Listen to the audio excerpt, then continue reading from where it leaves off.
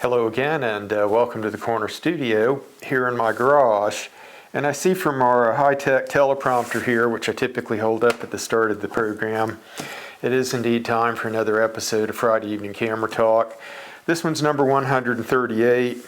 We are shooting on the Nikon Z8 with the 24-120 lens, which is our typical, and it's set at about 35 millimeters, which is our typical also. I don't have a working title tonight, so we may just meander through the program. We've got several things to work through tonight, and the first thing that I was going to do is show you this giant bag. This is our What's in the Bag segment for tonight, and this was ordered by mistake actually from LL Bean. I saw this online. The wife was putting an order in and said, "Do you want anything from LL Bean?" before I hit send. Anyway, I looked around and I saw this bag and I put it in the cart, and I didn't pay close attention to what the sizing of it was. I was assuming it was something, a little tote, about like you might put groceries in or something. Instead, it's a giant big old sack here, and it's very heavy duty. We have no idea what we're going to use it for around the house here. It's been in a corner for about 2 weeks. I thought I'd haul it out here for this kind of semi-joke segment. This is actually our What's in the Bag segment. Tonight is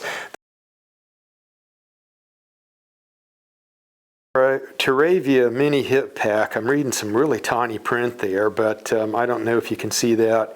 Its retail is $39, but this has been on sale for about $22 here recently, and I just ordered this. And the reason is that it would fit the Canon G7X3 almost perfectly. Now, the time of year it is around here, it's not jacket weather, and once we're back into jackets, I can just put this camera in a jacket pocket. But I was finding that just shoving this into a regular pocket wasn't any good. Okay, and since I'm still kind of up in front of the camera, I'll just do these two. You saw on the last episode that I had ordered a B+W circular polarizing filter, 95 millimeters. You can see here's a second box. So yes, we ordered another one. This is the item here, and I will say right now, this looks like a great build quality. The wife has taken hers out. This one just came. This is the one I'm going to use on my lens. This is for the 400 4.5. This part obviously threads into the lens, and then you turn the polarizing part. I think that's solid brass, except for obviously the glass that's in the center there, but great build quality it looks like, and that feels substantial in the hand. It is 105 grams for those of you in the rest of the world, and 3.7 ounces for my US viewers. So you've just parked almost 4 more ounces on the end of your lens if you're doing that. But I hope to have some samples shooting this maybe by the next episode. We've had an incredibly bad run of foggy days. We have smoke coming in from wildfires, and I'm going to show you here a clip of what the view looked like behind my house just this morning before I came out here to shoot. And yesterday, the wife and I went out in the afternoon. We were going to do some marine traffic. The wife was going to do some birding, and well, you'll see what it looked like. Just poor quality sunlight, a lot of haze, smoke. So anyway, the short story is I haven't been able to get out and really properly test that and come up with proper samples, but we will. So we'll take a look at those clips. We'll be right back.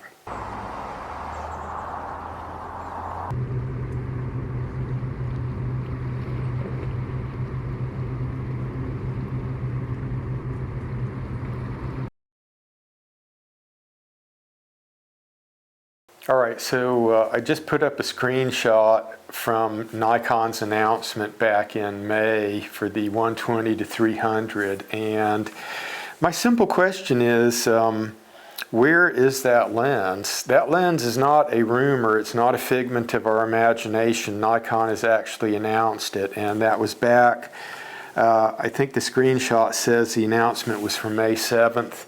So we're at middle of August now almost. I'm wondering where the lens is. Where's the stat sheet on it? If you don't want to tell us the release date of the lens, at least give us the stat sheet so we know how much it costs, how much does it weigh, this kind of stuff. I mentioned the Z7 III rumor last week. It seemed like that one didn't have much legs. I saw only a little bit about it and then it kind of poof disappeared. But the Z70 is the one that's making the rounds now.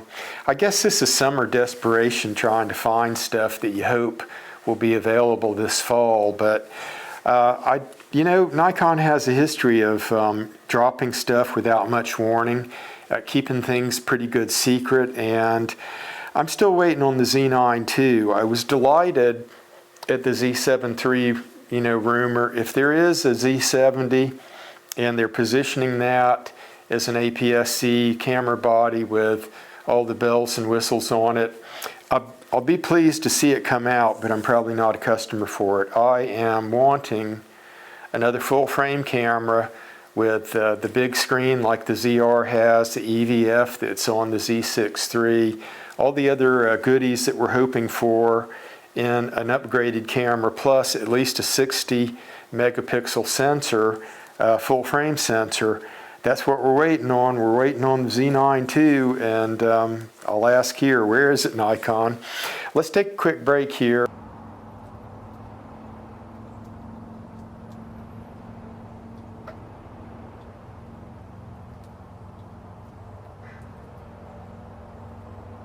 So we've got our last segment here, which I'm tentatively titling it, YouTube is at it again. I think I'll draw several threads together that I've talked about in pieces on the channel previously. And last week, you probably remember, I did a section at the end of the program where I introduced you to some channels that I had discovered recently that are small channels, and I thought they were producing pretty good content. I have talked about previously how I was having trouble finding new content to watch on YouTube, and a couple months back that coincided with YouTube sending me an email that they were increasing the rate on YouTube Premium, and I kind of balked at paying it and just canceled YouTube Premium. So that kind of, those two things meshed together. I was having trouble finding good new content on YouTube, and I was getting the notification of a rate increase, and those two things slammed together caused me to rethink whether I even wanted to pay for YouTube Premium. Now I wonder how many times just across the country and across the globe that's happened to YouTube since they announced that rate increase. So anyway, as a guy who canceled their YouTube Premium, I was suddenly watching mid-rolls myself and deciding that I didn't really care for watching mid-roll ads, and what that did was it made me even more selective about which channels and which programs I watched, because if you queue it up and you see that there's a mid-roll ad in it, you got to get to liking that video really quick, or you don't want to hang around because there's one or more mid-roll ads. So I think that all kind of works together to make the user experience on YouTube a little bit less. Now, this newest thing that's been announced, I think this just further takes us down that same impassable road, which is for new channels that are trying to stand up on YouTube and get monetized. You don't have to have 4,000 hours now of view time. You got to have 8,000 hours. So they basically doubled that requirement, and it just puts an enormous roadblock up for the new channels, which I want to see, which YouTube apparently wants to prevent from getting monetized. So I'm left just utterly scratching my head at how this is supposed to improve the YouTube experience as a user of YouTube who wants to find better content than what I'm seeing now. If you turn off the faucet on new people who are trying to come in and furnish your place with new content, if you're discouraging them by making it harder to get monetized, I'm not sure how that's supposed to help the entirety of the community here. But we've seen this sort of stuff before with other websites that were doing well for a long time. They make a series of decisions and then they're not doing as well. And you can see that stuff in the rearview mirror. And I think right now we're seeing it like bugs splattered on the windshield, a bunch of just bad decisions being made, which is not helping our experience here on YouTube. Hopefully somebody will get a clue before it's too late, though.